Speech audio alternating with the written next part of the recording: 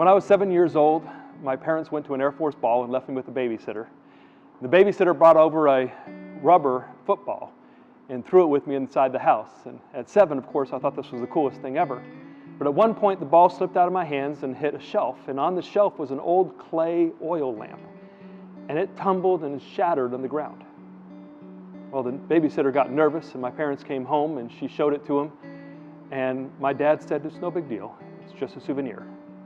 Well, I found out later it was a souvenir, but it was a souvenir of a 1960s archaeological dig that my dad went on, and it was actually worth thousands of dollars. But at that point, broken on the floor, my dad just picked up the pieces, threw it in the trash, because at that point it was worthless. And over the years, I've met many airmen who feel just like that pot or that bowl. They feel broken and they feel worthless. Maybe at one time they were incredibly valuable, they were doing great stuff for the Air Force, but then they had a financial problem, or they had a relationship problem, or they had a work problem, and they feel broken and they feel useless. Which brings me to the Japanese art of kintsugi. Kintsugi is an art form that takes a broken pot and heals it by putting it back together with gold. And because of the gold, it actually becomes a work of art more valuable and more precious than it was before it got broken.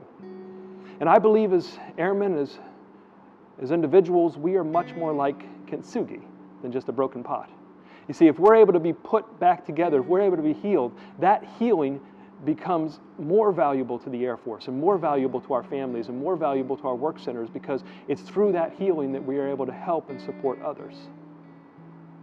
Now, if you've been healed, I encourage you to be transparent and to use that healing to help and to encourage and to care for others. And if you're still broken, please get help.